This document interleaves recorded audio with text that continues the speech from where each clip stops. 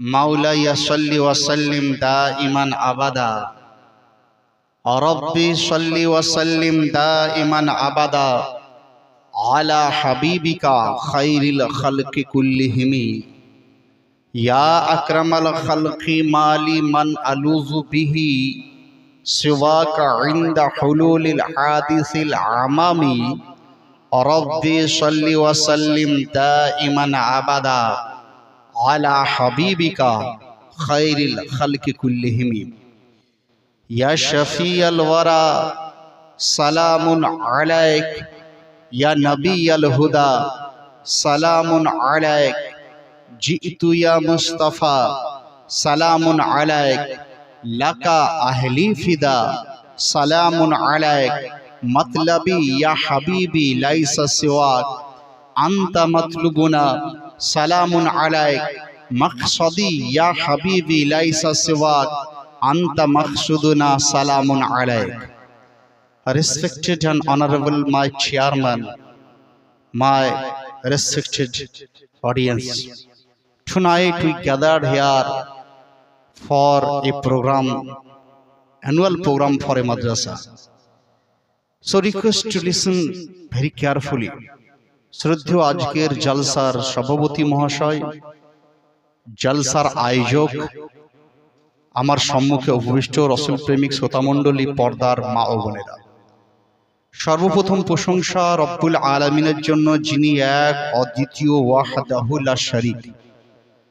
অতঃপর কোটি কোটি দুরূদ সালাম বর্ষিত হোক, অর্পিত হোক সেই নবী ও রসুলের উপর যার পবিত্র জবান আল্লাহর ফরমান পবিত্র কোরআন ইরশাদ করে, ওয়ামা ইয়ানতিকু আনিল হাওয়া। ট্রান্সলেট করেন চতুর্দশ শতকের মুজাদ্দিদ ইমাম আহমদ রাজা খান। তিনি ইরশাদ করেন, ও জবা जिसको सब कुन की कुंजी कहे उसकी नाफिज हुकूमत पे लाखों सलाम। সুবহানাল্লাহ। সেই নবী রাসূলের উপরে কোটি কোটি দরুদ ও সালামে ডালি বর্ষিত হোক, যে নবী মুস্তাফার পবিত্র চেহারা মোবারক আল্লাহর ফরমান পবিত্র কোরআন ওয়াশ-শামসি ওয়াদ-দুহা, যার ব্যাখ্যা, যার তরজমা করেন চতুর্দশ শতকের মুজাদ্দিদ ইমাম আহমদ রাজা খান। ইরশাদ করেন, ইয়া রাসূলুল্লাহ रुख दिन है या महरे समा, ये भी नहीं वो भी नहीं, शब जुल्फ या मुश्क खुता, ये भी नहीं वो भी नहीं। সেই নবী রাসূলের উপরে কোটি কোটি দরুদ ও সালামের ডালি বর্ষিত হোক, যে নবী মুস্তাফা সাল্লাল্লাহু তাআলা আলাইহি ওয়াসাল্লামের পবিত্র চক্ষু মুবারককে দেখার পর চক্ষু মুবারক সম্পর্কে প্রথমে পবিত্র কোরআনের কথা, আল্লাহর ফরমান, আল্লাহর কোরআন ইরশাদ করে, মা জাগাল বসর ওয়া মা তাগা, যার তরজমা করেন আহমদ রাজা খান। তিনি ইরশাদ করেন, জিস তরফ উঠ গই দম মে দম আ গয়া, উস নিগাহে ইনায়েত পে লাখো সালাম। সেই নবী রাসূলের উপরে কোটি কোটি দরুদ ও সালামের ডালি বর্ষণ হোক, যে নবী মুস্তাফা সাল্লাল্লাহু তাআলা আলাইহি ওয়াসাল্লামের পবিত্র শান সম্বন্ধে আল্লাহর ফরমান পবিত্র কোরআন ওয়া রাফা'না লাকা যিকরাক, যার অনুবাদ করেন ইমাম আহমদ রাজা খান। তিনি ইরশাদ করেন, ইয়া রাসূলুল্লাহ ইয়া হাবিবাল্লাহ, सारे ऊंचों में ऊंचा समझिए जिसे, है उस ऊंचे से ऊंचा हमारा नबी, सारे अच्छों में अच्छा समझिए जिसे, है उस अच्छे से अच्छा हमारा नबी। সেই নবীর ও রাসূলের উপরে কোটি কোটি দরুদ ও সালামের ডালি বর্ষিত হোক, যে নবী মুস্তাফা সাল্লাল্লাহু তাআলা আলাইহি ওয়াসাল্লামের পবিত্র চলাচল, পবিত্র পা মোবারক, পবিত্র হাত মোবারক, এক কথায় আপাদ মস্তক সম্বন্ধে পবিত্র কোরআন শরীফ আল্লাহর ফরমান অটুট বিধান আল্লাহ রাব্বুল আলামিন ইরশাদ করেন, ওয়া রাফা'না লাকা যিকরাক, যার তরজমা করতে গিয়ে আলা হযরত আজিমুল মারতাবাত মুজাদ্দিদ দ্বীনে মিল্লাত তিনি বলেন, সবসে আওলা ও আলা হামারা নবী, সবসে বালা ও ওয়ালা হামারা নবী, कौन देता है देने को मुंह चाहिए देने वाला है सच्चा हमारा नबी। সেই নবী রাসূলের উপরে কোটি কোটি দুরূদ ও সালামের ডালি বর্ষিত হোক, যে নবী মুস্তাফার পবিত্র ইলম, পবিত্র জ্ঞান সম্পর্কে রব্বুল আলামিনের কোরআন আল্লাহর ফরমান, আর রহমান আল্লামাল কোরআন, যার অনুবাদ করেন ইমাম আহমদ রাজা খান। তিনি ইরশাদ করেন, और कोई गायब क्या तुमसे नहा हो भला जब ना खुदा ही छुपा तुम पे कर दरूद। আসুন ঝুমে ঝুমে দরুদ শরীফের ডালি আমরা পেশ করি। আল্লাহুম্মা সাল্লি আলা সাইয়্যিদিনা মাওলানা মুহাম্মদ ওয়া আলা আলি সাইয়্যিদিনা মাওলানা মুহাম্মদ সাল্লাল্লাহু তাআলা আলাইহি সাল্লাম। আজ মুসলিমে কয়েকজন লোককে দেখছি এবং পর্দার আড়ালে মা বোনেরা রয়েছেন। আমরা এখানে গ্যাদার্ড একত্রিত জমায়েত হয়েছি কারণ হোয়াটস দ্য রিজন? তা আপনি বলবেন একটা মহিলা মাদ্রাসার উন্নতি কল্পে আপনারা হাজির হয়েছেন। নেক্সট কোশ্চেন আমার, মাদ্রাসা এর উপকার কি, এর প্রয়োজন কি? Why you need? আপনি কেন প্রয়োজন অনুভব করলেন? আপনি বলেন হুজুর কারণ আমাদের এলাকার মেয়েরা যেন জ্ঞান পেয়ে থাকে। আমি বললাম আচ্ছা, যদি আপনার এটাই উদ্দেশ্য হতো তাহলে মেলার আয়োজন আপনারা করতেন না। ওইদিকে মেলাতে যে এত এখানে যা বসে আছেন তার প্রায় 10 গুণ মহিলা, তারা ওই বাজারের মধ্যে ঘুরে ঘুরে বেড়াচ্ছে বুঝলেন। তাহলে আপনার উদ্দেশ্য ফেলিওর। শুধু মাদ্রাসা করা নয়, তার সঙ্গে মেলাকে বন্ধ করলে তবে আপনার মাদ্রাসা উন্নতি আপনি হতে পারে। কারণ এই যে বক্তব্য যদি আপনার ছেলে মেয়েদেরকে আপনি না শেখান, তাহলে ওই মেয়েগুলো করবে কি জানেন? পরবর্তীতে আপনার নিজের চয়েস মতো বিবাহ করতে শুরু করবে। কে মুসলমান কে বেঈমান তার মধ্যে কোনো বিভাগ সে করতে পারবে না, কারণ সে এসেছে তো মজা নেওয়ার জন্য, সে এসেছে তো বাজার করার জন্য। আর একদল সেই ধরনের কুত্তার মতো ছেলে বললেন তাদের পিছু পিছু ঘুরে বেড়াচ্ছে। আশ্চর্য বিষয়, আপনারা জালসা ডাকুন না ডাকুন, আমার কিন্তু উদ্দেশ্যটা নয়। মেন উদ্দেশ্য যদি আপনারা না থাকেন তাহলে আপনাদের মাদ্রাসা গঠন করে হলো কি? কি কাজের জন্য আপনারা করলেন? শুধু মেলার জন্য? আমার তো মনে হয় যে মেলার জন্যই হয়তো জালসা হচ্ছে। নওয়াজবিল্লাহ মাযাল্লাহ। দেখুন, জালসা হচ্ছে এমন একটা পবিত্র জায়গা, পবিত্র জায়গা। একজন নামি দামি আলিমকে আপনি হাজির করে দেন এবং সেই আলিমের দ্বারা আপনারা কিছু শ্রবণ করার চেষ্টা করেন, আর সেই আলিমের মুখের কথাতে আমরা আমাদের জিন্দগিকে পরিশুদ্ধ করার চেষ্টা করি। এটা আমাদের উদ্দেশ্য। যদি জালসা যদি শুধুমাত্র আপনার বে উদ্দেশ্য কোন রকম যদি এমলেস যদি হয়ে যায়, তাহলে যত নামি দামি বক্তা নিয়ে আসলে আপনার জালসা কোনো উপকার হয় না। আর খোদার কসম, যারা এখানে শুনছেন আপনারাও কিন্তু কোনো আপনার আশা হতে হবেন না, হোপলেস হয়ে যাবেন না যে মাওলানা সাহেব শুধু আমরাই রয়েছি আর কি কেউ নেই। আমি বললাম জানেন, যে মাটির উপর আপনি বসে জালসা শুনছেন, যে মাটির উপর বসে আল্লাহর প্রশংসা শুনছেন, যে মাটির উপর বসে রাসূলের কায়নাতের প্রশংসা শুনছেন, যে মাটির উপর বসে আপনি মাসলা মাসাইল শুনছেন, যে মাটির উপর বসে সুবহানাল্লাহ আলহামদুলিল্লাহ দরুদ শরীফ আপনি পেশ করছেন, জানেন কাল কিয়ামতের দিনে ওই মাটি আপনার জন্য সাক্ষ্য প্রদান করবে। সাক্ষ্য প্রদান করবে। একটা লোক তারা সব সময় চায় যে সুন্নি স্টেজ থেকে দলিল কি দেওয়া হচ্ছে, দলিল কোথায় রয়েছে যে ওই মাটি আমার জন্য সাক্ষ্য দেবে? হুজুর প্লিজ প্লিজ টেল আস, আপনি আমাদেরকে বলে দেন যে মাটির উপর আমরা বসে ওয়াজ শ্রবণ করি, সেই মাটির কি কোনো ক্ষমতা আছে?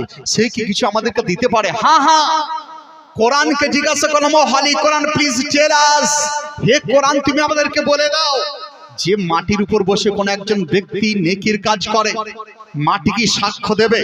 যে মাটির উপর বসে জালসা শ্রবণ করা হয়, সে মাটি কি সাক্ষ্য দেবে? কোরআন শরীফ সূরা জিলজাল আল্লাহ রাব্বুল আলামিন ইরশাদ করছেন, ইযা যুলজিলাতিল আরদু জিলজালাহা ওয়া আখরাজাতিল আরদু আসকালাহা ওয়া ক্বালাল ইনসানু মা লাহা ইয়াওমা ইযিন তুহাদ্দিসু আখবারাহা। রব্বুল আলামিন তিনি ইরশাদ করেন, যে মাটির উপর বসে তুমি ওয়াজ শ্রবণ করলে, যে মাটির উপর বসে তোমার রবের প্রশংসা শুনলে, যে মাটির উপর বসে তুমি সুবহানাল্লাহ আলহামদুলিল্লাহ পড়লে, কাল কিয়ামতের মাঠে ওই মাটিও তার খবর বলতে শুরু করে দেবে। সুবহানাল্লাহ, খবর বলতে শুরু করে দেবে কোন মা বোন মাটিতে বসে জালসা শ্রবণ করেছে আর কোন মা বোন মাটিতে বসে গুনহার কাজ করেছে। সমস্ত কিছু কাল কিয়ামতের মাঠে তার পর্দাকে মাটি তার ফাঁস করে দেবে। তাহলে আজকে আপনারা ভাগ্যবান, সংখ্যায় কম হতে পারেন কিন্তু আপনারা কোন রকম হোপলেস আপনারা হবেন না। এটা জানবেন যে যে মাটির উপর আমরা বসে আছি, আল্লাহ রাব্বুল আলামিন যদি চান ওই মাটির দ্বারা, মাটির সাক্ষ্য দেওয়ার কারণে হয়তো আমরা জান্নাতে আমরা চলে যাব। জি তাহলে জালসাতে আসা বেকার নয়।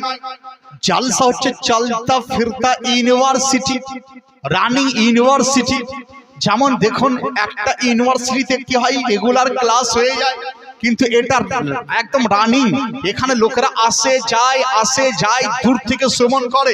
আলহামদুলিল্লাহ যে এই জালসাতে যারা দূর থেকে শ্রবণ করে তারাও যে জ্ঞানটা পেয়ে যায়, যারা সামনে আসে তার থেকে বেশি জ্ঞান তারা পেয়ে যায়। জি জি জি বেশি জ্ঞান পেয়ে যায়। কারণ শুধু কান নয়, যারা দূর থেকে শুনছেন তারা কানকে ইউজ করছে, যারা সামনে বসে আছে তাদের কানও ইউজ হচ্ছে, তাদের চোখ ইউজ তাদের হচ্ছে। আর চোখ যখন ইউজ হয়ে যায় তার দ্বারা তাদের দিলও তাদের অ্যাক্টিভেশন শুরু হয়ে যায়, দিলেরও কাজ শুরু হয়ে যায়। দিল্লির তাজদার আলা হযরতের নাম আপনারা শুনেছেন, আলা হযরতের নাম শুনেছেন। যখন খুব কম বয়স, 2 থেকে 3 বছর বয়স, হুজুর আলা হযরত জুব্বা পরে বাড়ির বাইরে দাঁড়িয়ে আছেন, বাড়ির বাইরে দাঁড়িয়ে আছেন। এমন সময় একদল তাওয়াইফ, একদল খারাপ মহিলা সামনে দিয়ে চলে যাচ্ছে। সরকার আলা হযরত আজিমুল মারতাবা মুজাদ্দিদুন মিল্লাহ, তার রাইটার্স অফ 1400 বুকস, হুজুর আলা হযরত তিনি নিজের জুব্বাটাকে তুলে নিয়ে চোখকে তিনি আড়াল করতে শুরু করেছেন। সুবহানাল্লাহ। জুব্বা তুলেছেন যে কারণে হাঁটু বের হয়ে গেছে, হাঁটু বের হয়ে গেছে। তো ওই তাওয়াইফ লোক মহিলারা তারা বলছে, আরে মিয়া तुमने तो आंख ढकने की वजह से अपने फर्ज को, तुम्हारे सतर को खोल दिया, सतर को खोल दिया, তুমি তোমার সতর को খুলে দিয়েছো। যখনই এই কথা বলা সরকার আলা হযরত তিনি ইরশাদ করছেন, শোনো সর্বপ্রথমে মানুষের চোখ বহকে যায়, চোখ খারাপ হয়। চোখের দ্বারা যদি খারাপ জিনিস দেখে তার অ্যাট্রাকশন দিলের মধ্যে, দিল অ্যাক্টিভেশন করতে শুরু করে দেয়, দিল অ্যাক্টিভ হয়ে যায়, আর ওই দিল তখন মুর্দা হতে শুরু হয়ে যায়। আর চোখের দ্বারা যখন ভালো জিনিস দেখে তখন দিলের মধ্যে তার অ্যাক্টিভেশন শুরু হয়ে যায়, তখন সে ভালো রাস্তায় চলতে শুরু করে দেয়। তাহলে বোঝা গেল যারা দূর থেকে শুনছেন তাদের থেকে যারা কাছে এসে শুনছেন অবশ্যই আপনারা নেকি আপনারা পাচ্ছেন, নেকি পাচ্ছেন। তাহলে জালসার উদ্দেশ্যটা পেলেন যে যারা বসে আছেন তারা অবশ্যই অধিক নেকির অংশীদার আপনারা। এরপর আপনাকে বলি এই জালসা স্টেজ আমাদেরকে কি দিয়েছে। আমি তো বলি খোদার কসম, জালসা যদি জালসার মতো হয় তাহলে একটা বক্তব্যই আপনার জিন্দেগি পরিবর্তন করে দেবে। Yes, sentence can change your life. একটা সেন্টেন্সই আপনার জিন্দেগি পরিবর্তন করতে পারে। আর যদি জালসা কাজের কাজ না হয়, হাজার হাজার টাকা খরচা করার পরও সকাল বেলায় চায়ের দোকানে বসে বলে জালসা পণ্ড হয়ে গেল, কিছুই হয়নি, অমুক হয়নি, এই বক্তা সেই বললো, এই বক্তা সেই বললো, অমুক বক্তা এই বলে গেল, এই বলে আপনারা চলে যাবেন, কিন্তু কাজের কাজ আপনার হলো না। আর যদি জালসাতে এমন বক্তার মুখে শুনলেন যে বক্তা আপনাকে ঈমান আফরোজ কথা বললো, আমলের কথা বললো, তাহজিবের কথা বললো, তাহলে আপনি জানবেন যে আপনার জালসা সাকসেসফুল হয়ে গেল, সাকসেসফুল হয়ে গেল। একজন ছেলে দেখবেন একটু আগে এলো, টাকা দিতে এসেছিল, যাই হোক খুব ভালো ছেলে, কারণ আমার কথা সে অ্যাকসেপ্ট করে নিল। গলাতে একটা সে মালা পরেছিল। আমাদের ছেলেদের দেখা যায় যে একটু বড় হওয়ার পরেই গলায় মালা পরতে শুরু করছে, কেউ হাতে বালা পরতে শুরু করছে। কিন্তু আপনি কি জানেন যে কত বড় তার মধ্যে কত ক্ষতির মধ্যে সে রয়েছে? আপনি বলেন কিভাবে? আমি বললাম গুনাহ হচ্ছে এমন একটা গুনাহ, কিছু কিছু গুনাহ আছে যে গুনাহগুলো আপনি করলেন, গুনাহ যতক্ষণ করবেন ততক্ষণ গুনাহ হলো, তারপরে আর গুনাহ থেকে দূরে সরে গেলেন, গুনাহ বন্ধ হয়ে গেল, গুনাহ বন্ধ হয়ে যায়। আবার কিছু কিছু গুনাহ আপনি রাত্রে শুয়ে থাকলেও গুনাহ হচ্ছে, চলছেন তাও গুনাহ, বলছেন তাও গুনাহ, পড়ছেন তাও গুনাহ, খারাপ সব সময় গুনাহ হতেই থাকছে। মসজিদে যাচ্ছেন তাও গুনাহ হতে থাকছে, নামাজ পড়ছেন তাও গুনাহ হতে থাকছে। হুজুর এটা কি করে সম্ভব? নামাজ পড়লে তো গুনাহ ঝরে যায়, আর আপনি বলছেন নামাজ পড়ছেন তাও গুনাহ হয়ে যাচ্ছে, তাও গুনাহ হয়ে যাচ্ছে। এর তো কয়েকটাই পয়েন্ট আছে, শুধু আজকে কয়েকটা পয়েন্ট আপনাদের বোঝানোর উচিত আমার, বা আপনাদেরকে বোঝানোর চেষ্টা করব। কলায় যদি কোনো ছেলে যদি চাঁদির হোক বা সোনার হোক মালা পরে হারাম কাজ করলো, আর এই হারাম কাজ করার জন্য সে যদি ঘুমিয়ে থাকে তাহলে ঘুমের অবস্থায় তার গুনাহ তার চালু থাকে, রানিংটা থেকে যায়, সে গুনাহ থেকে কখনো ছুটকারা পায় না, আর ওই অবস্থায় মওত হলে কবরে আযাবে পরিণত হয়ে যায়। তাহলে বোঝা গেল যে একটা মালা সে পড়েছে, but he don't know, he doesn't know, সে বুঝতে পারছে না যে এটা দ্বারা কি তার হচ্ছে। সে ভাবছে আমার খুব ভালো লাগছে, খুব ভালো লাগছে, কিন্তু তার এইটা পড়ার কারণে সে গুনাহের মধ্যে যে রয়েছে সে বুঝতেই পারছে না। তাহলে আজ আপনাদের শপথ করতে বা ছেলেরা জানার চেষ্টা করো যে গলার মধ্যে সোনা হোক চাঁদি হোক পরা পুরুষের জন্য হারাম রয়েছে, অতএব তাকে পরিত্যাগ করে দিয়ে আপনাদের প্রত্যেকের অপরিহার্য কর্তব্য রয়েছে। জি জি জি। নিজের পোতাকে দেখুন, নিজের বেটাকে দেখুন, তাকে মানা করার চেষ্টা করুন, কারণ সবসময় গুনাহ হতেই থাকে, হতেই থাকে। আর দ্বিতীয় হচ্ছে নাপাকি। নাপাকি হচ্ছে এমন একটা গুনাহ, নাপাকি এমন গুনাহ চলছেন, যদি আপনার শরীর নাপাক থাকে তাহলে আপনার গুনাহ কিন্তু জারি রয়ে গেছে, রানিং রয়ে গেছে। মসজিদে যাচ্ছেন নাপাক অবস্থায়, সেখানে গুনাহ তো আরো বেশি হয়ে যায়। বলা হচ্ছে কোন মানুষ যদি নিজেকে নাপাক জানার পরে যদি নামাজ পড়ে সে ঈমান চলে যায়। তাহলে আপনাকে জানতে হবে যে পবিত্রতা কাকে বলে, হোয়াট ইজ দ্য পিউরিটি, পবিত্রতা কাকে বলে। আর এই সকল জানার জন্য আলহামদুলিল্লাহ এই কোন একজন ভালো আলিমের কাছে আপনি বসে জানতে পারবেন যে মাওলানা সাহেব পিউরিটি কাকে বলে, পবিত্র হব কি করে। আপনি যদি সারা দিন যদি পদ্মার নদীতে পদ্মার জলেতে ডুবে থাকেন তাহলে আপনি পাক হতেও পারেন নাও পারেন, কারণ শুধু জলে ডুবা থাকার নাম পবিত্র হওয়া নয়, পবিত্র হওয়া তার নাম। রাসূলুল্লাহ যেভাবে পবিত্র হওয়ার তরিকা বলেছে সেগুলো মেনে নেওয়ার নাম হচ্ছে আপনার শরীয়ত, সেটাকে মেনে নেওয়ার নাম হচ্ছে সুন্নতি তরিকা।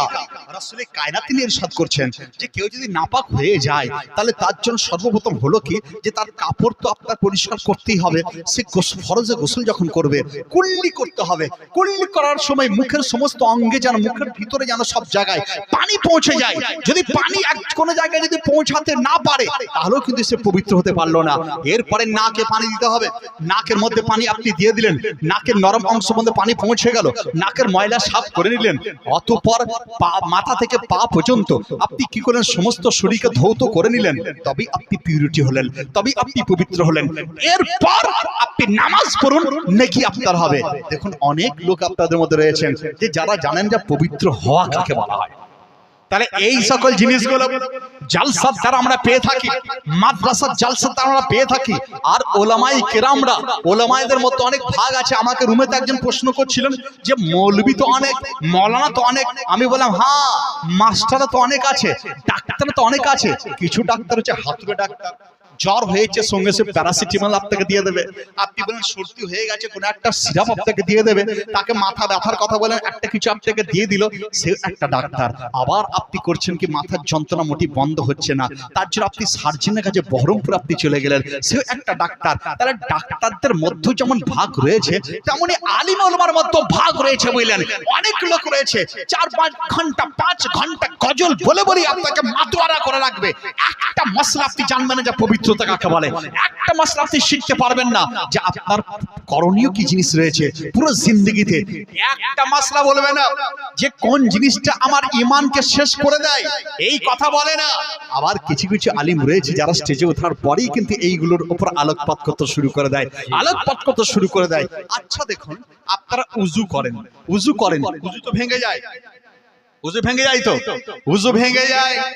আবার নামাজ পড়তে পড়তে অনেকে নামাজও ভেঙে যায়।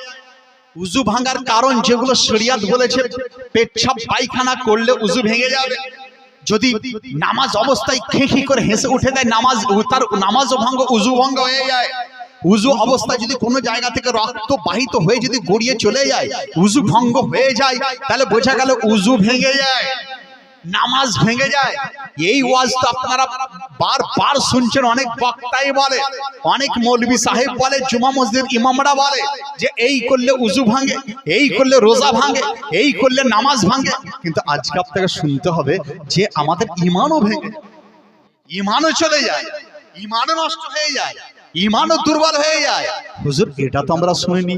আমি বললাম এটাই বলার জন্যই তো আমার এখানে আসার কর্তব্য, এই কারণেই তো আমি এখানে এসেছি আপনাদেরকে শোনানোর জন্য যে ঈমান ভাঙে কি করে।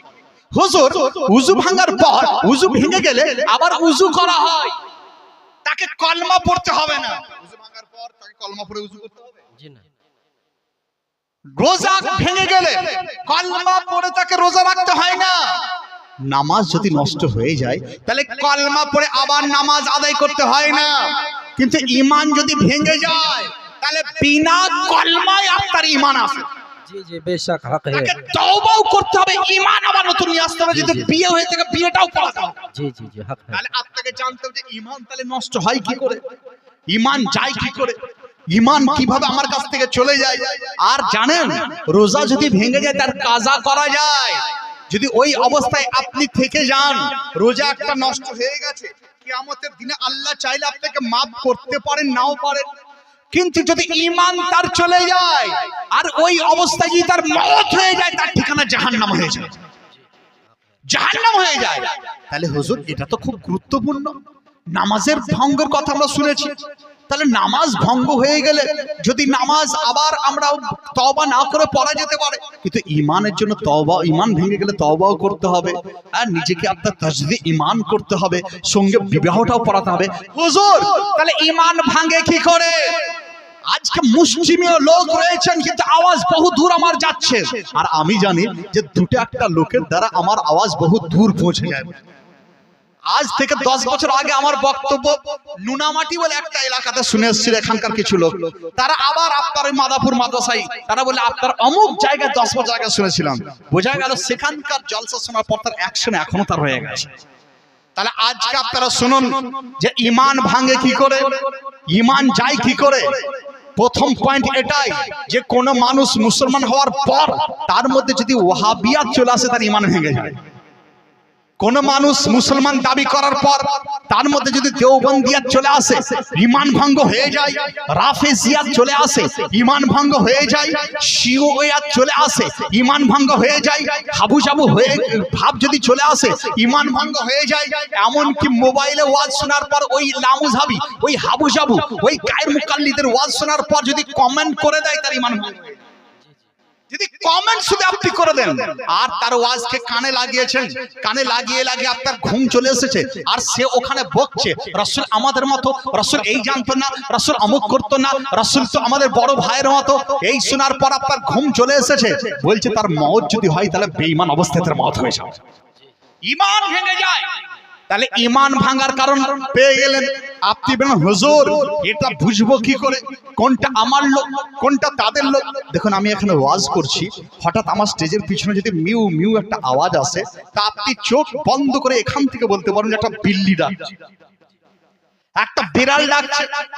যদি পিছনে ঘেউ ঘেউ আওয়াজ আসে আপনাকে ওখানে যাওয়ার প্রয়োজন হয় না, হুজুর একটা কুকুরের ডাক। আমি বলি হাউ টু নো, তুমি জানলে কি করে? আপনি বলে হুজুর জানলাম এই কারণে, কারণ কুকুর আমাদের আনাচে কানাচে দেখতে পাওয়া যায়, তাদের ডাকের সঙ্গে আমরা একদম মানে পরিচিত হয়ে গেছে। আমি বলি আচ্ছা আপনার গ্রামের একটা বোকা ছেলেকে, আপনার গ্রামে যদি একটা পাগলা ছেলেকে যদি বলেন যে একটা ভালো খাবার আর একটা খারাপ খাবার রয়েছে কোনটা খাবি, তা আমার মনে পাগলা যে ওই ভালো ডিশেস হিসেবে বসে বলে, সে জানে যে কোনটা ভালো আর কোনটা খারাপ। আপনি বাজার করতে যান, বাজারেতে যে কোনোদিন কি আলু নিয়ে এসেছেন যে পচা আলুকে বেছে নিয়ে এসেছেন? কোনোদিন কি এটা করেছেন যে পচা পেঁয়াজকে নিয়ে এসেছেন? কোনোদিন কি করেছেন কি যে পচা খাবারকে নিয়ে এসেছেন? করেন না। কারণ আপনি এটা জানেন যে ভালো খাবার দিলকে ভালো রাখে, ভালো জিনিস দিলকে ভালো রাখে। তেমনই ঈমান মজবুত হলে আপনার রূহ ভালো থাকে, জিসম আপনার ভালো থাকে। বেশক সুবহানাল্লাহ। আর ওইগুলো জানা এতই প্রয়োজন, ইসলামকে জানা, ঈমানকে জানা। যেভাবে আপনি বিড়ালের ডাককে দেখে আপনি বুঝতে পারেন যে এটা বিল্লির ডাক, তেমনি মাইক নেওয়ার পর কোনটা আপনার বক্তা কোনটা আপনার বক্তা নয়, এটা যদি আপনি বুঝতে না পারেন জানেন ঈমান এখনো কমপ্লিট আপনার হয়নি, ঈমান কমপ্লিট হয়নি। কারণ এই একটা মাইক রয়েছে, এই মাইকটা নেওয়ার পর যখন আমাদের কাছে এই মাইকটা আসে, আমরা এই মাইকটা নিয়ে যখন মিলাদুন নবী হয়, ঈদে মিলাদুন নবী হয়, তখন আমরা এটা বলে अर्श पे ताजा छेड़छाड़, फर्श पे तुरफा धूमधाम, कान जिधर लगाइए तेरे ही दास्तान है। আমরা বলি জশ্নে আমাদের রাসূল, ইয়া রাসূলুল্লাহ, এই নারা আমরা লাগাতে থাকি। আমরা এটা বলি যে নবীজির আগমন, ইয়া আল্লাহ ইয়া আল্লাহ, এইভাবে আমরা নাত পড়তে থাকি। আবার এই মাইকটা যখন কোনো বাতিল লোকের কাছে চলে যায়, তারা বলে আরে মিলাদ তো একটা হচ্ছে বেদাত, মিলাদ মানানো চলে না, মিলাদের ফাতিহা করা মানে কৃষ্ণ কালীর ওই প্রসাদ নওয়াজবিল্লাহ খাওয়ার মতো, এইভাবে তারা বলে রাখে। তাহলে দেখুন সেও মৌলবি, সেও দাড়ি রেখেছে, সেও টুপি টুপি রেখেছে, টুপি পরেছে, কিন্তু আপনি বুঝতে পারলেন না কোনটা আপনার কোনটা তার। আপনি বলছেন সেও তো মৌলবি, আমিও তো মৌলবি, তার মানে বোঝা গেল এখনো ইনকমপ্লিট ঈমান আপনার রয়ে গেছে, ঈমান কমপ্লিট হয়নি। যদি আপনি সঙ্গে সঙ্গে এই বক্তা যখন বললো, আপনার সুন্নি বক্তা যখন বলে যে আসবে তাজা চেয়ার ছাড়, চোখ বন্ধ করে আপনি যখন বুঝতে পারবেন যেটা আমার বক্তা, জানবেন যে আপনার জলসা শোনা সাকসেসফুল আপনার হয়ে গেছে। সুবহানাল্লাহ। যখন আপনি বুঝতে পারবেন এটা সুন্নি বক্তা, আপনি এটা রেফারেন্স দিয়ে যান। কারণ কিছু কিছু লোক এই এলাকাতে শুনেছি তারা বলে আলা হযরতের কথা বারবার এলা বলে কেন, বারবার বলে কেন। আমি বললাম আলা হযরতের এখনো পরিপূর্ণ আমি কোনো এখনো কোটের এই কটকট এই প্রসঙ্গে আমি বলছি না। আমি দলিল কোরআন শরীফ থেকে হাদিস থেকে আপনাদের বলার চেষ্টা করি। মিলাদ মানানো চলবে কিনা, মিলাদ কোথাও মানানো হয়েছিল কিনা, উরুস কখনো মানানো হয়েছিল কিনা। হ্যাঁ হ্যাঁ, পবিত্র কোরআন সাক্ষী দেয়, পবিত্র কোরআন সাক্ষী দেয় যে আর সে এক সময় আলামে আরওয়ার মধ্যে আমরা ছিলাম, রূহ জগতে। এখন আমরা যেখানে আছি এতে দুনিয়া বলা হয়, এর আগে যেখানে ছিলাম রূহ জগৎ, সেই রূহ জগতে আপনিও ছিলেন, আমিও ছিলাম, আদম আলাইহিস সালাম ছিল। আল্লাহকে যারা মানে তারাও ছিল, আল্লাহকে যারা মানে না তারাও ছিল সেখানে। হাদিস শরীফের মধ্যে, মুসলিম শরীফের হাদিসের মধ্যে হুজুর ইরশাদ করেছেন এইভাবে, আরওয়াহু জুনদুন মুজান্নাদুন, এইভাবে এসেছে যে সেখানে রূহগুলো তারা এমন অবস্থায় ছিল যেভাবে মিলিটারি ছাউনি আপনারা দেখেছেন যে এখানে একটা ছাউনি, সেখানে কিছু মিলিটারি, ওখানে কিছু ছাউনি, সেখানে কিছু মিলিটারি। এইভাবে রূহ জগতের মধ্যে রূহগুলো বিভিন্ন জায়গাতে ছিল, বিভিন্ন জায়গাতে ছিল, বিভিন্ন জায়গাতে ছিল। সেখানে হচ্ছিল কি সেখানে রাসূলের পাক সাহেবের আওলাকের আগমনের জন্য প্রস্তুতি সেখানে করা হচ্ছে। বেশক বেশক। সুবহানাল্লাহ। মিলাদের আয়োজন হচ্ছিল। কোরআন মজিদ আল্লাহ ইরশাদ করে ওয়াইদ আখাযনা মিনান নাবিয়িনা মিসাকাহুম, যখন আমি সমস্ত নবীদের কাছ থেকে মিসাক নিয়েছিলাম যে শেষ নবী যাবে তাকে তোমাদেরকে মানতে হবে, মিসাক করা ছিলেন। তাহলে একটা জুলুস হয়েছিল আলামে আরওয়ার মধ্যে, ওই জুলুসের মধ্যে সমস্ত আম্বিয়া ছিলেন, সমস্ত আম্বিয়ারা তার ছিলেন, রূহ জগতের সমস্ত আম্বিয়াদেরকে নিয়ে করেছিলেন। আর একটা হয়েছিল সমস্ত রূহ জগৎকে নিয়ে আল্লাহ রাব্বুল আলামিন তিনি করেছিলেন। সমস্ত রূহকে ওইভাবে ছাউনির সামনে আল্লাহ রাব্বুল আলামিন তিনি জিজ্ঞাসা করেছিলেন, আল্লাহ রাব্বুল আলামিনের তরফ থেকে প্রশ্ন হয়েছিল আলাস্তু বিরাব্বিকুম, আমি কি তোমাদের রব নই, আমি কি তোমাদের রব নই? তো সেখানে আপনিও ছিলেন, আমিও ছিলাম, সারা বিশ্বের সমস্ত লোক সেখানে ছিল। জিজ্ঞাসা করা হলো আল্লাহ রাব্বুল আলামিন তিনি বললেন আমি কি তোমাদের রব নই? তো উত্তর আপনি দিয়েছিলেন যদি আপনার জবানে নয়, উত্তর আমিও দিয়েছিলাম যদি আমার জবানে নয়, উত্তর মা বোনেরাও দিয়েছিলেন কিন্তু তাদের জবানে নয়, উত্তর অন্য লোকেরাও দিয়েছিল কিন্তু তাদের জবানে নয়।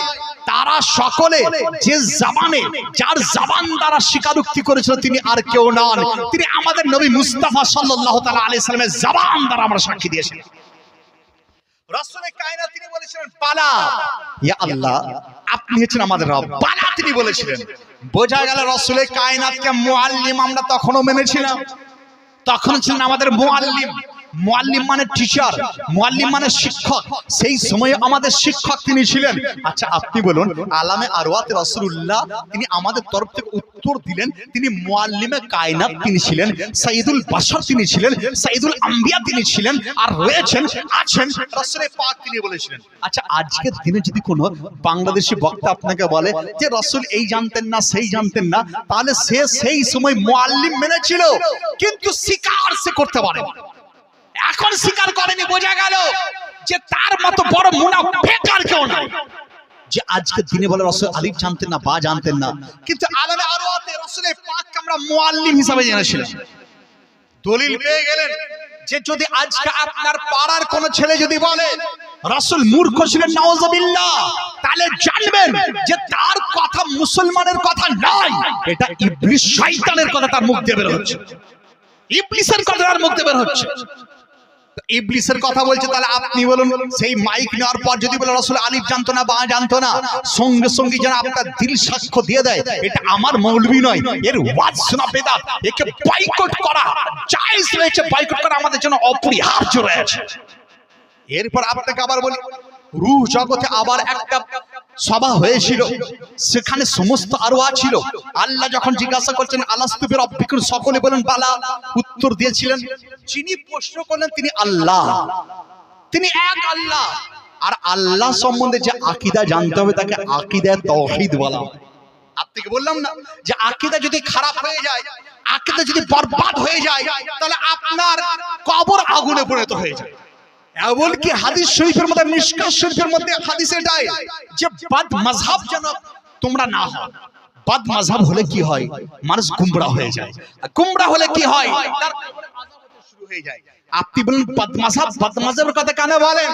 আমি বললাম বাদ মাযহাব যদি ভালো খারাপ জিনিসের কথা না বলি তাহলে ভালোকে চিনতে পারা যায় না। আপনি বলবেন মাওলানা সাহেব তাদের বিরুদ্ধে কেন বলছেন? আপনি কোরআন হাদিসের কথা বলছেন না কেন? আমি বললাম এটাই তো তুমি বুঝতে পারোনি, এটাও বুঝতে পারোনি। আবু লাহাবের নাম শুনেছেন আপনারা? জি। আবু লাহাব কি ভালো লোক ছিল? ভালো লোক ছিল না। দেখতে সুন্দর ছিল, বডি ছিল সুবল, কিন্তু সে ভালো লোক ছিল না, কারণ রাসূল পাকের গুস্তাখ ছিল। রাসূল পাকের সামনে এমন গুস্তাখি করেছিল, আকায়ে কায়নাত যখন জাবালে কুরাইশের মধ্যে, জাবালের মধ্যে দাঁড়িয়ে, পাহাড়ের উপর দাঁড়িয়ে তিনি বলেছিলেন যে আমি আরসাল, তো আমাকে পাঠানো হয়েছে সমস্ত রাসূলদের সরদার করে, সমস্ত নবীদের সরদার করে। তখন সেই সময় আবু লাহাব সে বলেছিল, শোনো তুমি নিচে নেমে এসো। আঙ্গুল দেখিয়েছিল, শুধু আঙ্গুল দেখিয়ে বেয়াদবি করেছিল।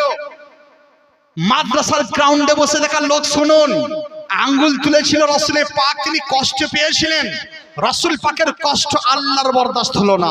রব্বুল আলামিন তিনি বলেন, হে আমার হাবিব চুপ, আপনি থাকুন। আপনার সামনে বেয়াদবি করেছে, উত্তর আপনার দেওয়ার প্রয়োজন নাই, আমি আল্লাহ তার উত্তরটা আমি দিয়ে দিচ্ছি। সুবহানাল্লাহ।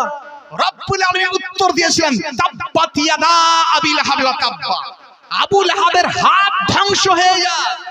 আচ্ছা আপনি নামাজ পড়তে গিয়ে যদি তাব্বাত ইয়াদা পড়েন, নামাজ হয়ে যাবে তো? নামাজ হয়ে যাবে, নামাজ হয়ে যাবে। তাহলে আমি প্রশ্ন করলাম, তুমি নামাজ পড়তে এসছো না আবু লাহাবকে গালি দিতে এসছো? আপনি বলেন হুজুর এটা তো সূরার মধ্যে পড়ছে, আল্লাহ রাব্বুল আলামিনের পবিত্র কোরআনের মধ্যে পড়ছে। আমি বললাম তাহলে আল্লাহ রাব্বুল আলামিন মানহাজ আমাদেরকে দিয়ে দিলেন যে যদি রাসূলের দুশমন কেউ হয় তার প্রতিবাদ করা তোমাদের জন্য, প্রত্যেকের জন্য ফরজ আইন রয়েছে, তাদের প্রতিবাদ করতে হবে। আর যদি প্রতিবাদ করতে না পারো তাহলে জানো তোমার ঈমান দুর্বল হয়ে গেছে। হাদিস দ্বারা কোটের করে দিই, তাহলে আপনারা ক্লিয়ার হয়ে যাবে। প্রত্যেকটা ইমামের প্রয়োজন। মাসে 4টে জুমা, তার মধ্যে 2টো জুমাতে যেন তারা রদ্দ ওয়াহাবিয়া তারা, হাদিসের আলোকে আপনাকে প্রমাণ করব। কারণ যদি রাত না করে তাহলে সেই ইমামের পিছনে নামাজও সঠিক হবে। আপনি একটু বলে দেন, রাসূল কায়নাত সাল্লাল্লাহু আলাইহি ওয়াসাল্লাম ইরশাদ করেছেন, মুসলিম শরীফের হাদিস, হুজুর ইরশাদ করেছেন, ইজা জাহারাল ফিতানু আও সুব্বা আসহাবি, যখন ফিতনা বেড়ে যাবে, যখন আমার সাহাবীকে গালিগালাজ করা হবে, ফা ইউযহিরুল আলিমু ইলমা, সেই সময় আলিম যেন তার ইলমকে চর্চা করে, তার ইলমের প্রকাশ করতে শুরু করে দেয়, যেন ওই বদ মাযহাবের বিরোধী বলতে শুরু করে দেয়। ইয়া রাসূলুল্লাহ, ইয়া হাবিবাল্লাহ, বদ মাযহাবের বিরোধিতা করলে আমার ভাই হচ্ছে বদ মাযহাবের, সে তো রেগে যাবে। আমার বাপ হচ্ছে বদ মাযহাবের, সে তো রেগে যাবে। আমার জামাই করেছি বদ মাযহাবের, সে তো রেগে যাবে। ইয়া রাসূলুল্লাহ করব কি? হাদিসের পরবর্তী জায়গাতে পরবর্তী সেন্টেন্স চলে আসছে, হুজুর এইভাবে ইরশাদ করছেন, ফালাম ইয়াফআলু কাযালিক, যদি এইভাবে কেউ করতে না পারে, ফা আলাইহি লানাতুল্লাহি ওয়া মালাইকাতি আজমাইন, তাহলে তার উপরে আল্লাহর লানাত বর্ষণ হয় এবং সমস্ত ফেরেশতার লানাত সেখানে বর্ষণ হয়ে যায়। বোঝা গেল যখন ফিতনা জাহির হবে তখন তার প্রতিবাদ করা আলিমের কর্তব্য। এই যে মেলার বিরুদ্ধে বলা, ওয়াহাবিদের বিরুদ্ধে বলা, মানে কি ওই ফিতনার বিরুদ্ধে বলা। আবার সুব্বা আসহাবি, রাসূলের সাহাবীদের শানে বললেন একটা দল বেরিয়েছে রাফিজি নামে, গোটা পশ্চিমবঙ্গের বিভিন্ন জায়গাতে তারা এইভাবে ঘুরে তারা করছে কি, লোকেদেরকে গোমরা করার চেষ্টা করছে। তারা হযরত আমিরে মাবিয়ার শানে এমন গুস্তাখি করে যে হযরত আমিরে মাবিয়ার শানে উল্টো পাল্টা কথা বলতে শুরু করে। আর এই সম্পর্কে বলে আমাকে 3 থেকে 4 ঘন্টা জঙ্গিপুর কোর্টে একদম কাঠ গলাতে আমাকে ওরা আটকে রেখেছিল, কারণ আমি একটা বই লিখেছিলাম হযরত আমিরে মাবিয়া সাহাবী। তো এই বইটা লেখার কারণে ওই রাফিজিরা, ওই শিয়ারা, ওই শয়তানের দল, তারা বেঈমান। আমি গোটা পশ্চিমবঙ্গে তারা বলি যে যারা শিয়া হয়ে যায় সে একদম জাহান্নামের কুত্তা সে হয়ে যায়, কালবুম মিন কিলাবিন নার, জাহান্নামের কুত্তা যাকে বলা হয়। আপনি বলেন কেন? আমি বললাম কারণ সে সাহাবীকে গুস্তাখি করছে। আমাকে তারা কি বলে জানেন? যে কোরআন শরীফ সম্পূর্ণ আছে, কোরআন শরীফ সম্পূর্ণ নয়। আবার এটা বলে যে হযরত জিবরিল আলাইহিস সালাম তিনি ওহী আনতে ভুল করেছিলেন, তিনি যাওয়ার প্রয়োজন ছিল হযরত আলীর কাছে, সে চলে গিয়েছিল মুহাম্মদ রাসূলুল্লাহর কাছে, নাউযুবিল্লাহ। তাহলে তারা বুঝলেন কালবুম মিন কিলাবিন নার। আর আমি শুনেছি এই ভগবান এলাকাতে কিছু কিছু শিয়া পা বাড়াচ্ছে, তাদের বক্তাকে ডাকা হচ্ছে। কখনো তাদেরকে ডাকবেন না, কারণ একজন শিয়াকে যদি তাজিম করা হয়, একজন দেওবানাকে যদি তাজিম করা হয়, একজন ওই শিয়া বক্তাকে স্টেজে যদি বসা হয়, যত লোক বসে শুনবে, আর যে কমিটি তাদেরকে দাওয়াত করবে, মিশকা শরীফ হাদিস হুজুর ইরশাদ করছেন, মান আক্কারা সাহিবেল বিদআ, কোন মানুষ যদি কোন শিয়ার তাজিম করে, শিয়ার রেসপেক্ট করে, ওয়াহাবিদের রেসপেক্ট করে, তাজিম করে, এমনকি বাদ মাযহাবের তাজিম যদি করে, হুজুর ইরশাদ করছেন ফাকাদ আনা আলা হাতামিল ইসলাম, সে যেন ইসলামকে ধ্বংস করে দিল, ইসলামকে যেন ধ্বংস করে দিল। বোঝা গেল কোন বদমাযহাবকে চেয়ারে বসানো মানে ইসলামকে ধ্বংস করে দেওয়া, কোন শিয়াকে চেয়ারে বসা মানে ইসলামকে ধ্বংস করে দেওয়া, কোন দেওবন্দিকে চেয়ারে জায়গা দেওয়া মানে ইসলামকে ধ্বংস করে দেওয়া। সারা জিন্দগি নামাজ পড়ে কাজ দেবে আপনার? যদি ইসলাম আপনি ধ্বংস আপনার দ্বারা হয়ে যায়, কিচ্ছু কাজ দেবে না, লাখ লাখ টাকা খরচা পানিতে পড়ে যায়, তাহলে আপনাকে জানা প্রয়োজন যে আপনার কোন বক্তা আপনার আর কোনটা আপনার নয়। It is most important this time. আজকের দিনে এতই জরুরি যে আপনার যদি এই জরুরি আপনি মেহসুস না করেন, তাহলে কখন আপনার ঈমানকে নিয়ে চলে যেতে পারে, ঈমানকে নিয়ে তো চলে যেতে পারে। দেখুন তারা বিভিন্ন ভাবে আপনাদেরকে গোমরাহ করার চেষ্টা করে। আমাদের আহলে সুন্নাতুল জামাতের বুনিয়াদি আকীদা, যাকে আকীদায়ে তাওহীদ বলা হয়, আকীদা তাওহীদ মানে আল্লাহকে জানা। শোনার চেষ্টা করুন, খুব ইম্পর্টেন্ট পয়েন্ট। আকীদায়ে তাওহীদ কাকে বলে? আল্লাহকে এক বলে জানা। Allah is one, Allah is almighty, আল্লাহ রাব্বুল আলামিন এক, আল্লাহ রাব্বুল আলামিন অশেষ অনাদি অনন্ত, আল্লাহ সর্বদা আছেন, সর্বদা থাকবেন, এগুলোকে আকীদায়ে তাওহীদ বলা হয়। আচ্ছা আপনি বলুন, যদি কেউ সন্দেহ করে যে আল্লাহ এক নয়, তাহলে সঙ্গে সঙ্গে সে মুশরিক হয়ে যায়, বেদিন সে হয়ে যায়।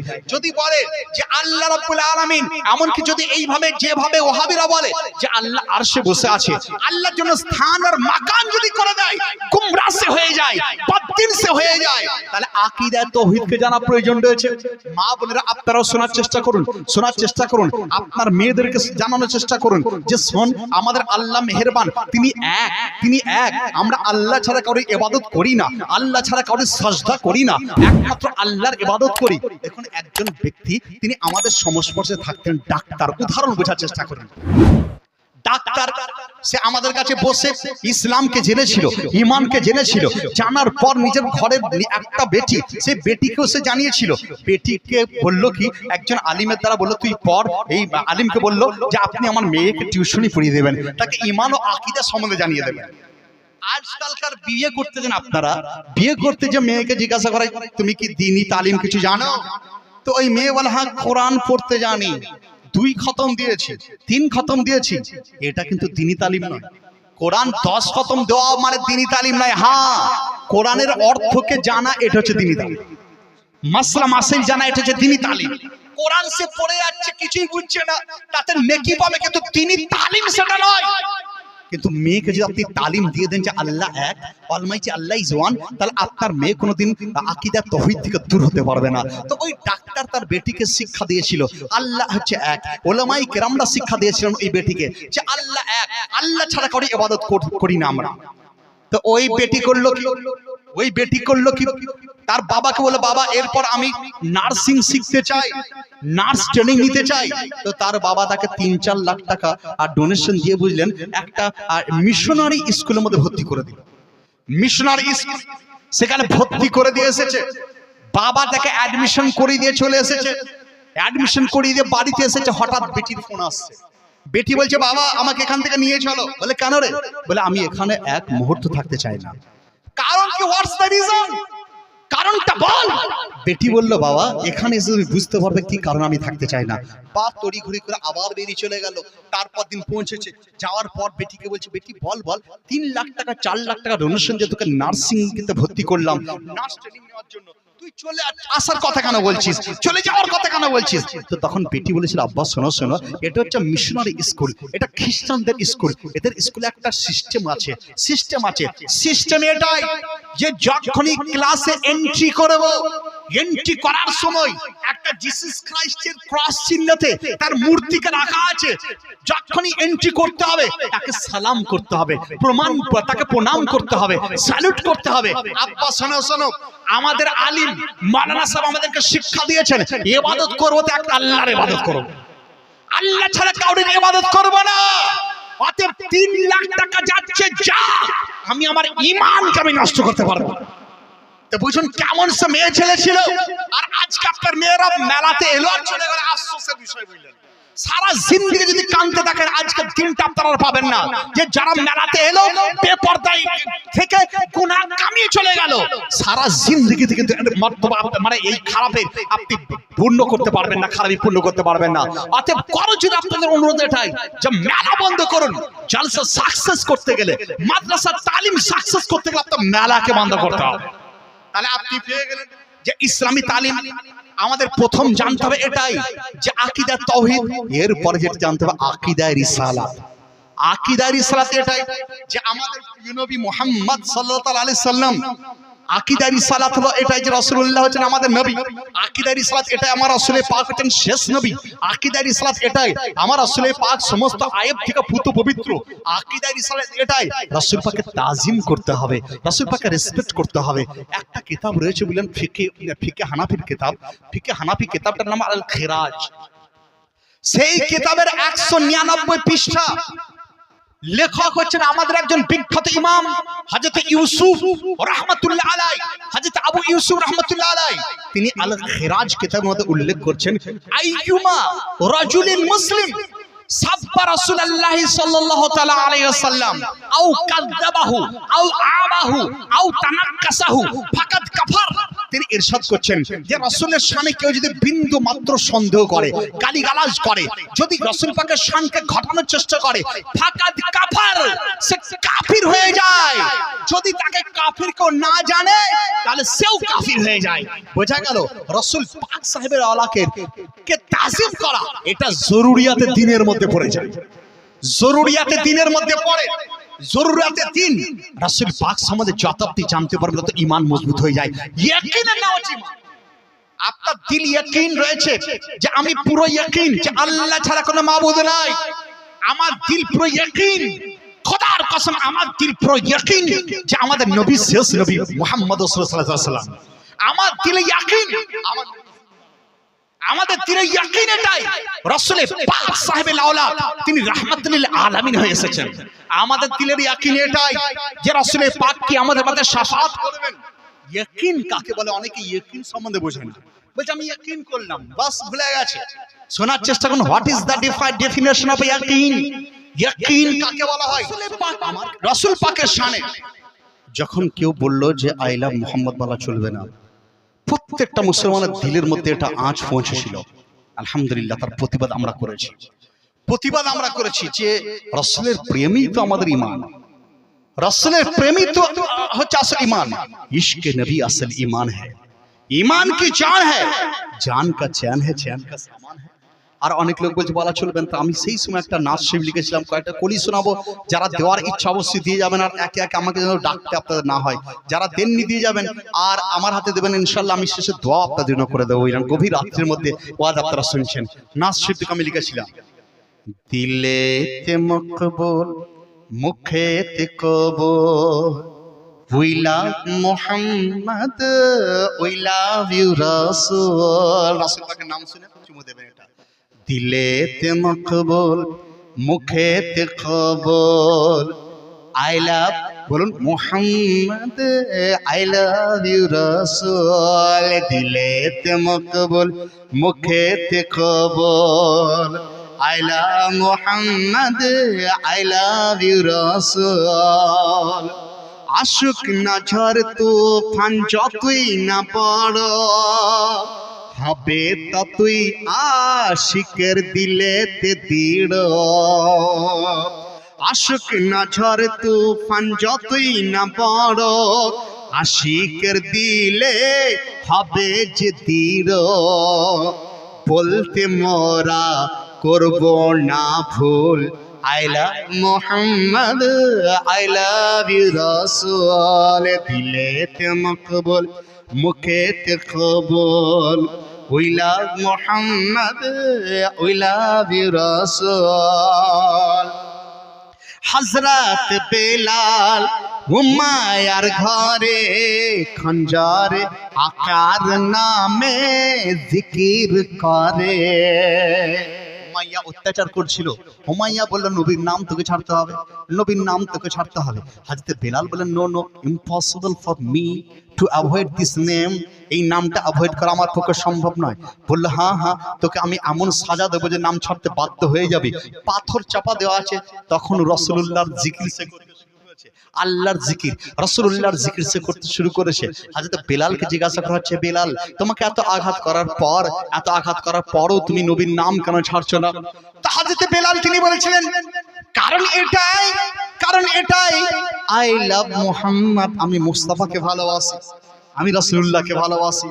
হযরত বেলাল হুমায়ার ঘরে আকার নামে জিকির করে, যার নামে মত যে কবুল, ওই লাভ মুহাম্মদ, ওই লাভ ইউ রাসূল, দিলেতে মকবুল মুখেতে কবুল।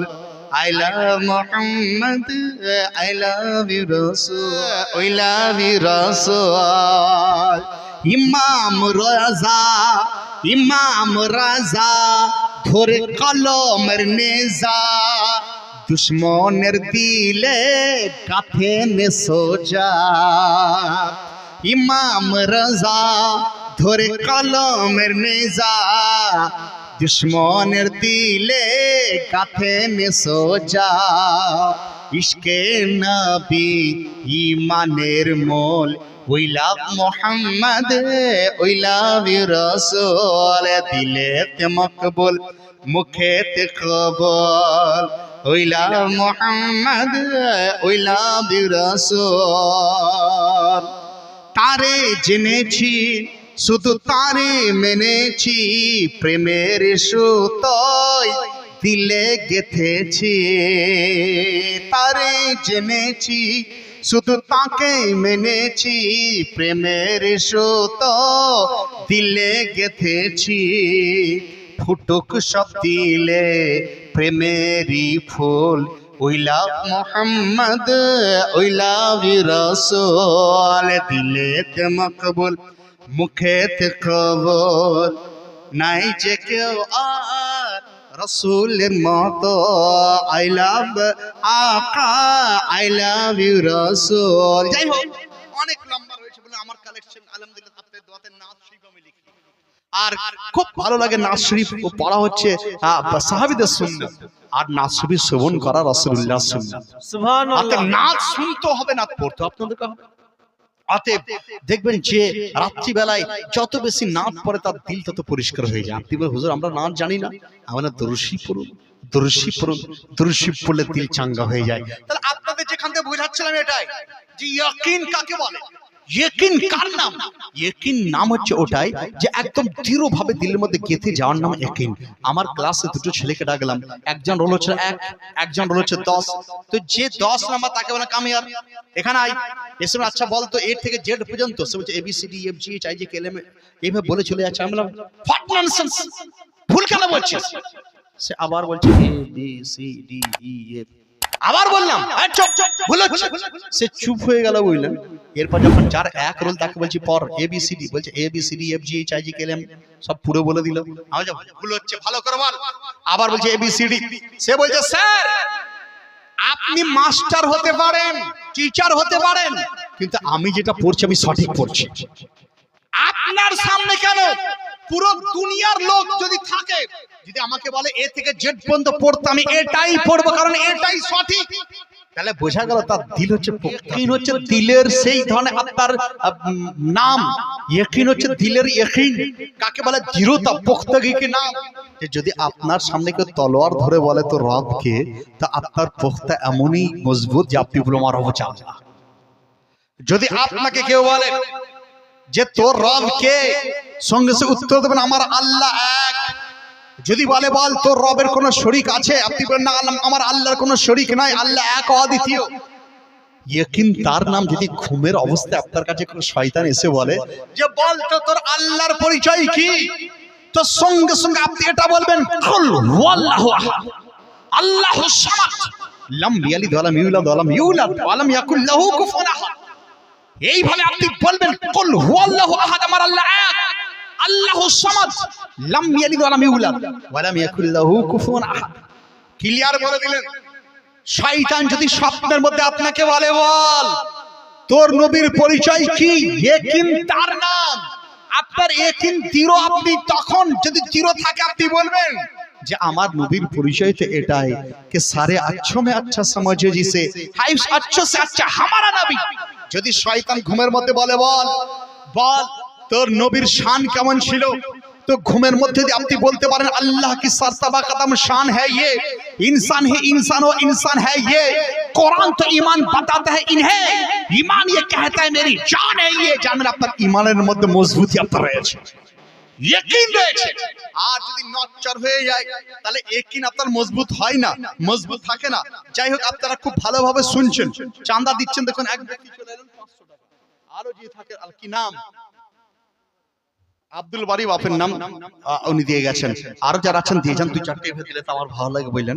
আপনাদেরকে আরো কিছু আপডেট কথা আপনাদের শুনিয়ে দিই, আপডেট কথা আপনাদের শুনিয়ে দিই। তাহলে ইয়াকিন এটাই আমার মুস্তাফা মালিক ও মুখতার নবী, আমাদের ইয়াকিন এটাই মালিক ও মুখতার। খুব একটা আপডেট কথা শিখিয়ে দিই, বুঝলেন, শুনিয়ে দিই যে মালিক ও মুখতার নবী রাসূল পাক হচ্ছেন কুল কায়নাতের মালিক ও মুখতার।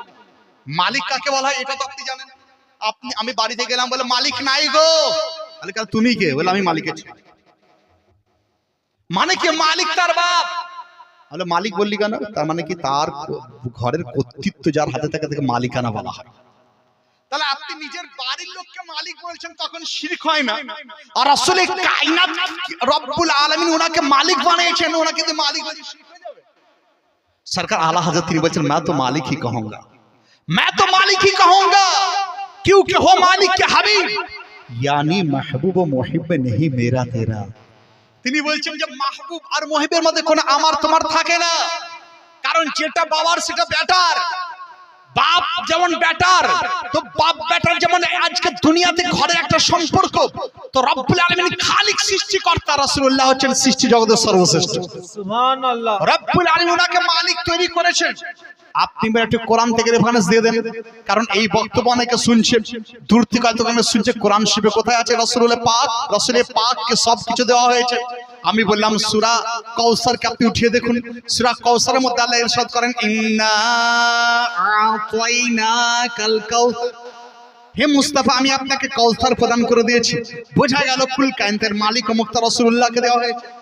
আসমান এই যে আপনারা দেখছেন, there are 7 star of the sky, এই আসমানে 7টা স্তবক আছে, 7টা স্তবক, first second third fourth fifth এবার লেয়ার আছে। আর প্রত্যেক আসমানে বা একটা বিরাট গেট আছে। কত বড় গেট, আল্লাহ আল্লাহ রাসূল।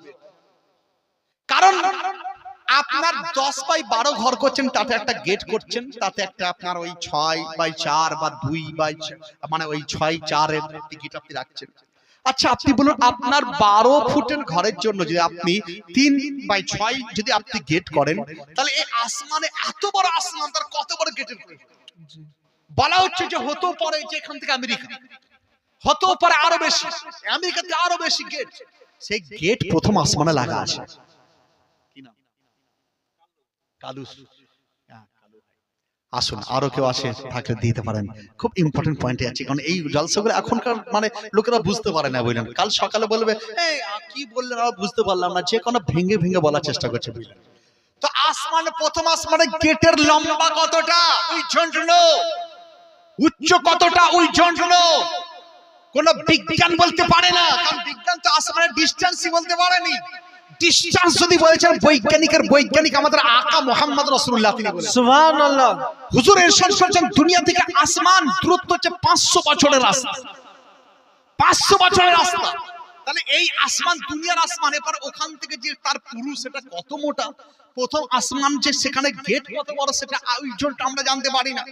তো ওই প্রথম আসমানে গেট তাহলে কত বড়, উদাহরণস্বরূপ আপনি ধরুন যে কয়েক হাজার মাইল গেট, সেই গেটটা তাহলে গেটের ভিতরে কারা আছে? প্রথম আসমানে ভিতরে ছিলেন হযরত আদম আলাইহিস সালাম। ওই গেটটা কে খুলতে পারবে?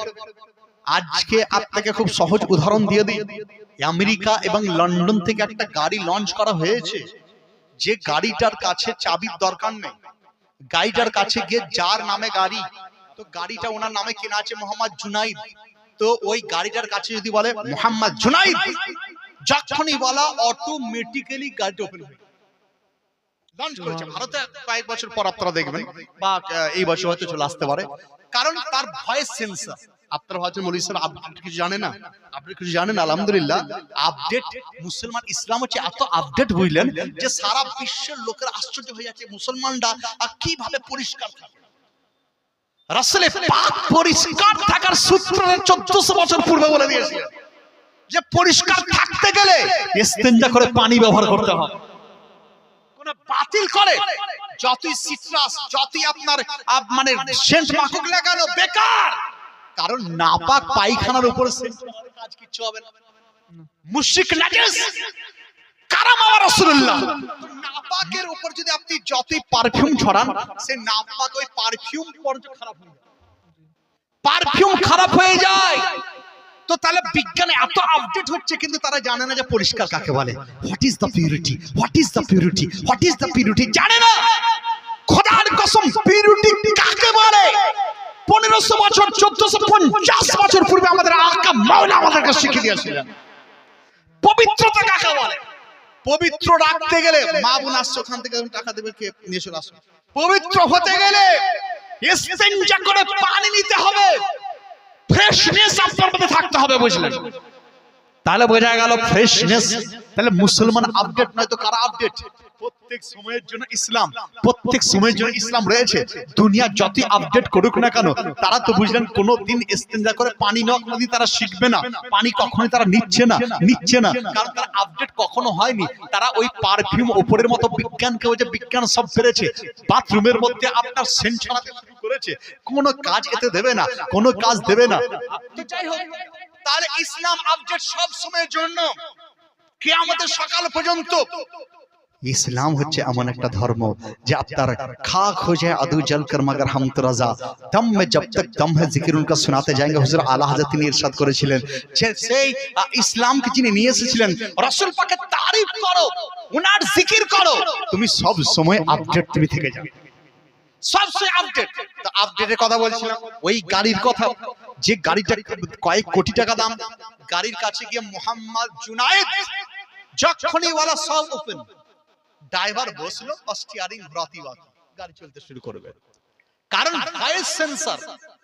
আলহামদুলিল্লাহ, আপডেট বলি যখন মেরাজে হুজুর গেলেন, মেরাজে গেলেন জিবরাইল আলাইহিস সালামের সঙ্গে, যাওয়ার পর প্রথম আসমানে পৌঁছেছেন। গেটের তো পরিমাপ বলে দিলাম যে এত লম্বা জারি হত্যা করা যায় না, আমাদের কল্পনার বাইরে, কল্পনার অতীত।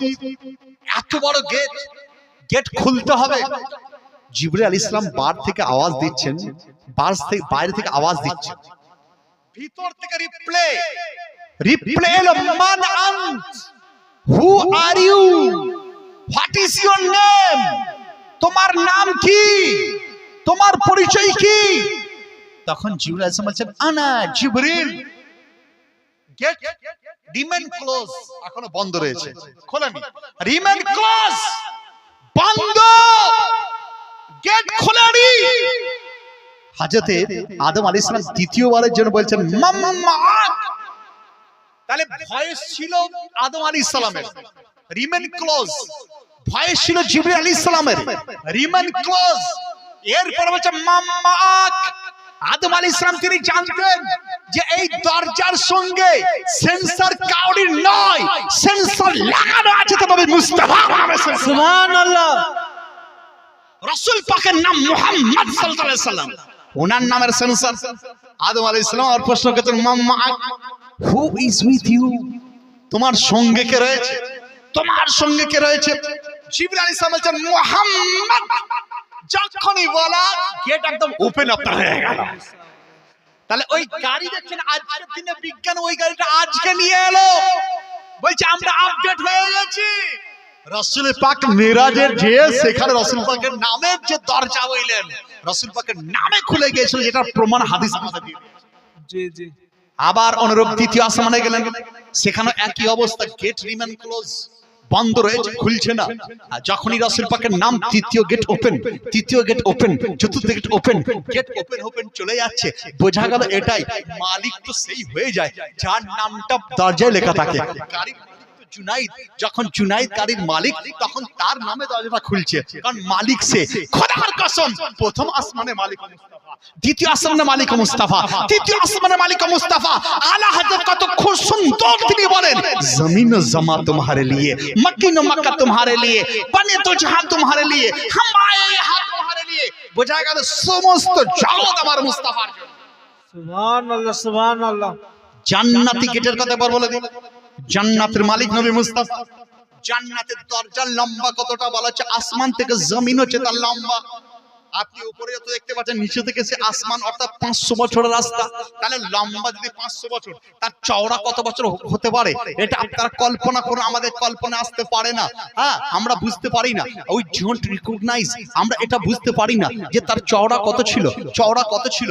আচ্ছা আপনি বলুন, একটা দরজা আপনার বাড়িতে তৈরি করছেন, তার 1 ইঞ্চি কি 2 ইঞ্চি মোটা তার করতে হয়, কারণ দরজা যদি মোটা না হয় ভেঙে হবে না।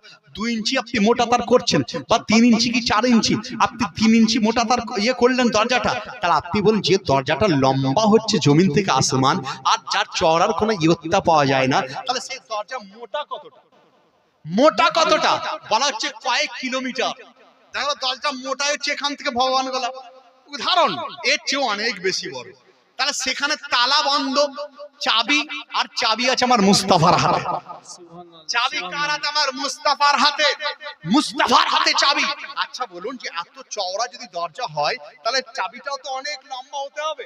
দেখো লম্বা, এত লম্বা যেখান থেকে ভগবান গোলাপ পর্যন্ত, সেই চাবিকে ঢুকিয়ে খুলতে হবে, তারপর গেট খুলবে, তারপর গেট খুলবে। এটা তো সাধারণ মানুষের মাথা বলে, কিন্তু দেখুন আজকের সেন্সর প্রমাণ করে দিয়েছে, সেন্সর প্রমাণ করে দিয়েছে এটা আজকের দিনে সম্ভব। কিভাবে দেখুন বলছে, আবার টাকা চলে এসেছে, মাশাআল্লাহ। 1200 টাকা দাতা। তো ওই চাবির দ্বারা কি করে খুলবে দেখুন। আমি একটা বাড়িতে গেলাম, বাড়িতে সেন্সর লাগানো আছে, মোবাইল আপনারা দেখতে পাচ্ছেন, মোবাইলেতে যেই আঙ্গুল করছেন মোবাইলটা খুলছে, আঙ্গুল আপনার আঙ্গুলে সেন্সর লাগিয়েছেন, আঙ্গুল দিচ্ছেন মোবাইল খুলছে, তাছাড়া খুলবে না। তো দরজাতে এখন সেন্সর লাগানো হচ্ছে। আপনি বড় বড় ফ্ল্যাটে যাবেন, 3 তলা 4 তলা 5 তলা, যার বাড়ি যে মালিক বুঝলেন, তার বুড়ো আঙ্গুলের সঙ্গে সিস্টেম করা আছে, সুন্দর দরজা, আপনি ভাঙতে পারবেন না। কিন্তু যখনই এইভাবে আঙ্গুলটা ঠিকে দিচ্ছে, দরজা একদম পুরো ওপেন হয়ে যাচ্ছে, দরজা ওপেন। আপডেট আপনারা শুনছেন, ইসলামকে বোঝার জন্য আপডেট মাইন্ডও দরকার আছে। আপনার কি বলে, খালি ওই জীবনী শুনবো, খালি আপনার ওই বক্তাগুলো কি ঘুরে ঘুরে আপডেট বক্তব্য শুনবেন না, খালি 1 এর পড়াই পড়বেন, তাহলে আপনারা আর 2 এর পড়া কখন পড়বেন, 4 এর কথা কখন পড়বেন, মাধ্যমিক পরীক্ষা কখন দেবেন? খালি 1 এর ক্লাসের কথা। আর একবার নয়, আজকে এই বছর যেটা শুনলেন, আগামী বছর আবার অন্য টপিক, তার বছর আবার অন্য টপিক, তাহলে অনেক কিছু সঞ্চয় আপনার হয়ে যাবে। আর আমি একজন লেখকও বটে বুঝলেন, কম বেশি লেখনী বের হয়েছে, ছোট বড় মিলিয়ে প্রায় 90 এর উপর আমার অধিক লেখনী বের হয়েছে আপনাদের দোয়াতে বুঝলেন। আজকে একটা পত্রিকা নিয়ে এসেছি, দেখুন যেহেতু আদায় দিয়ে দিয়েছেন, অর্থাৎ আরো যারা দেবেন, এই পত্রিকা নিয়ে এসেছি 40 টাকা মাত্র বুঝলেন। 40 টাকা পরিবর্তে নিয়ে যাবেন, আরো 10 টাকা কমিয়ে দিলাম, কারণ মাদ্রাসা জলসা তো 10 টাকা ডিসকাউন্ট বুঝলেন। তো এটা নিয়ে যাবেন, তো অনেক মাসলা মাসায় নিজের মেয়েদেরকে পড়াবেন, নিজের বাড়ির লোকেদেরকে পড়াবেন, ছেলেদেরকে পড়াবেন, একটা পত্রিকা দেখি এইগুলো পড়াবেন, তাহলে কি ইসলাম সম্বন্ধে জানতে পারবে। তার সঙ্গে আমি এনাদেরকে মাদ্রাসার যে মাওলানা সাহেব ছিলেন, আমি একটা বই দিয়েছি মাস্টার সাহেবকে, যে এই বইটা চালু করুন, দেন এই বইগুলো পড়বেন। তো সেই বইটা হচ্ছে প্রাথমিক আরবি দিনিয়াত পরিচিতি। যারা আরবি সম্বন্ধে কিছু জানে না, দিনিয়াত সম্বন্ধে কিছু জানে না, তারা ওই বইগুলো পড়তে পারে, দিন সম্বন্ধে অনেক কিছু তারা জানতে পারবে। ওইটা শুধু জালসা শুনলে হবে না, পড়তে আপনাকে হবে, রিডিং আপনাকে করতে হবে, কারণ আপনাকে মরতে আপনাকে হবে। আপনার আমল সঠিক তখনই করতে পারবেন যখন আপনি শোনার সঙ্গে সঙ্গে পড়ে জানতে পারবেন, বিষয়টা বুঝতে পারবেন, ওলামার কাছে গিয়ে হাল করতে পারবেন, তখনই আপনার সাকসেস। তাহলে আপনি বুঝতে পারছি আমাদের পড়া জরুরি রয়েছে। তো তাহলে আপডেট এই কথাগুলো যদি আপনি শুনতে না পেন, ইসলামকে বুঝতে গেলে আপডেট নলেজেরও প্রয়োজন রয়েছে বুঝলেন, নাহলে বুঝতে পারবে না। কিন্তু আফসোসের বিষয়, নিউটন নিজেকে আপডেট ভাবতো, কিন্তু ইসলাম কবুল করেনি, কারণ তার নসিবে ইসলাম থাকেনি। জর্জ ওয়াশিংটন, বিল ক্লিন্টন, ভারতের প্রাইম মিনিস্টার, লন্ডনের প্রাইম মিনিস্টার, আমেরিকার প্রাইম মিনিস্টার, আপনারা এরা ধনী হতে পারে, কিন্তু একটা ধন যেটা আপনার কাছে আছে, একটা সম্পদ যেটা আপনার কাছে আছে, যেটা আমেরিকার প্রাইম মিনিস্টারের কাছে সেখানে যে সম্পদ আপনার কাছে আছে, সেই সম্পদ ভারতের পিএম এর কাছে নাই, সিএম এর কাছে নাই। ওই সম্পদটার নাম ঈমান। তারা দুনিয়াতে গানি, কিন্তু কবরে তারা মরার পরে আগুন। কিন্তু আপনি দুনিয়াতে গরিব রয়েছেন, মরার পর আপনি জান্নাত আপনি পেয়ে যাবেন, জান্নাত আপনি যাবেন। তাহলে বোঝা গেল আপডেট মাইন্ডে দরকার, সেন্সর লাগানো দরকার। আপনি বলে হুজুর আমি চলে গেলাম, একজন 4 তলার বিল্ডিং এর মালিক, তার পিছু পিছু সে সেন্সরে হাত দিল, দরজা খুলে গেল, ভিতরে চলে গেল। আবার আমি যে করছি কি, আমি মূর্খ লোক বুঝলেন, আমি ভাবছি হয়তো এইভাবে ওখানে আঙুল লাগালো, আঙুল দিচ্ছে খুলছে না, আঙুল দিচ্ছে খুলছে না। ভেতর থেকে বলছে কি বাবা লোকটা আসছে না, বলছে আসুন ভিতরে। ভিতর থেকে আওয়াজ দিচ্ছে আসুন ভিতরে। আমি বলছি ভাই দরজাটা তো খোল কমসে কম, দরজা খুলছে না। বলছে ঠিক আছে। ভেতর থেকে আঙুল যখন লাগালো আবার ওপেন হয়ে গেল।